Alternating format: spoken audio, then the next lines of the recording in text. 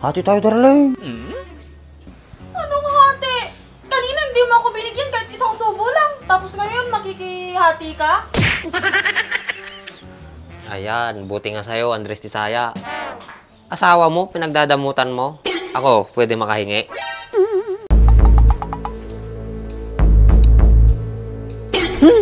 Ano? Sumuntok ka! Puro ka lang salita, tukmol! Ay, tama na nga yan. Ano bang pinag-aawayan yung dalawa? Huwag ka mangalam dito. Darling, away namin to.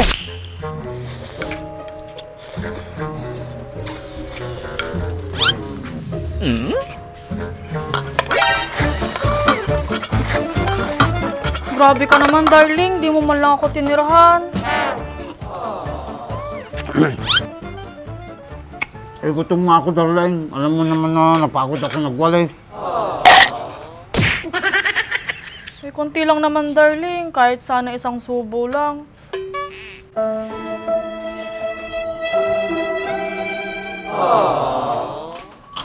no!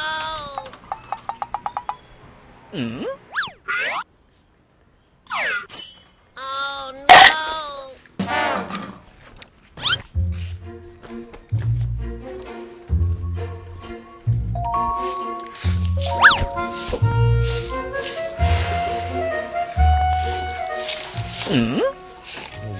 Walis na naman ang loko.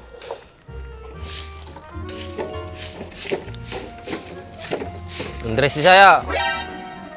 Doon sa bahay, marami pang kalat. Wag ako, boy. Wag ako.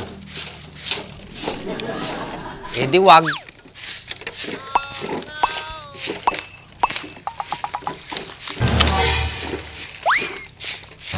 Hoy, Andres Tisaya. Madami pa dyan sa likod mo. Meron na naman. Green pa lang, nalalaglag na. Ulyanin na ata talaga tong puno ng mangga namin, boy. Boy, may pagkain ba kayo dyan? Nagugutom ako. Wala na, boy. Pansit kantong nga lang yung kinain ko, eh. Pwede na yon. Meron pa ba sa loob? Wala na nga, ni. Inubos ko na. Ikaw, minsan na nga lang ako pumunta dito. Pinagdadamutan mo pa ako. Eh, bakit nga kita pagdadamutan? Eh, wala na nga, ni. Ubos na.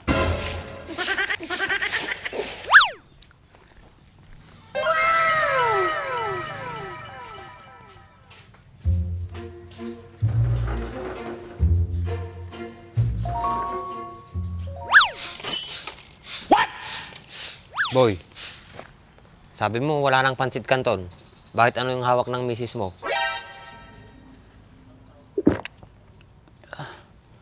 Nagluto si Mrs. Boy. Sakto. Timing na timing. Timing na sinasabi mo. Hindi ka bibigyan yan. Ako ang bibigyan yan kasi asawa niya ako.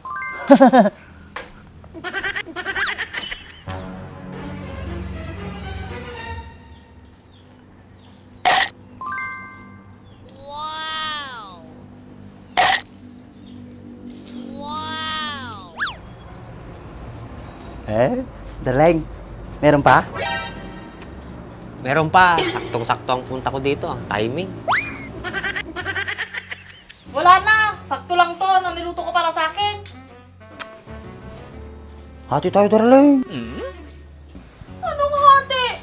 Kanina hindi mo ako binigyan kahit isang subo lang. Tapos ngayon makikihati ka? Ayan, buti nga sa'yo, Andres Tisaya. Asawa mo, pinagdadamutan mo. Ako, pwede makahingi. Bumili nga kayo ng lulutuin nyo kung gusto nyong kumain. Malas nga kayo dito.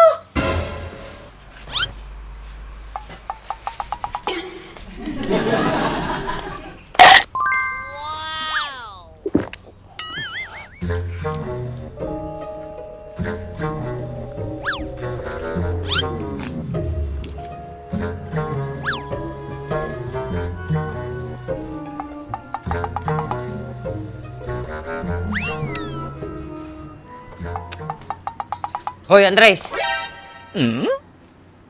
Bakit ba? Akala mo ba nakalimutan ko na yung ginawa mo sa akin? Matagal na yon. Bakit ka ba nagagalit sa akin?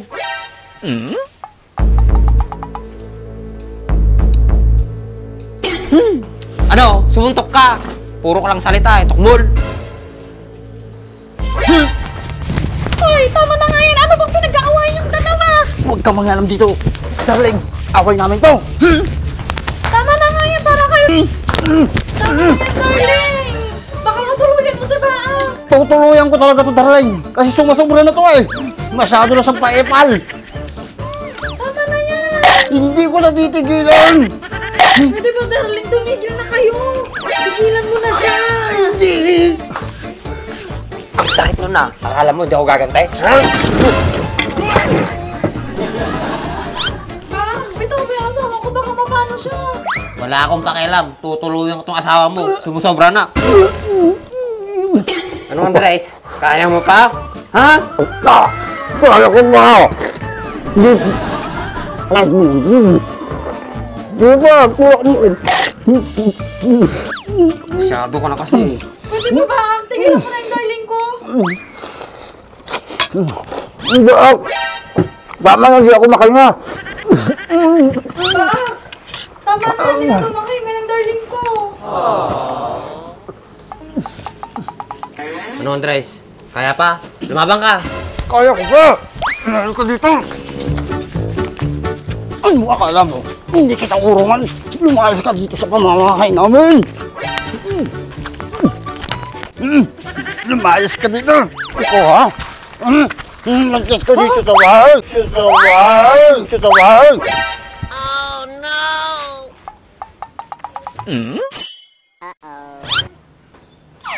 Bak.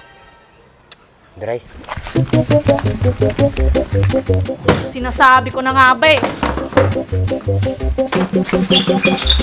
Isag mo. Hirap na buksan ito.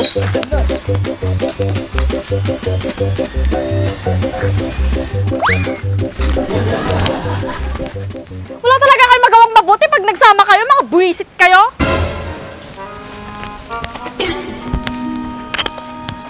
Hindi na nga lang ako binigyan kanina.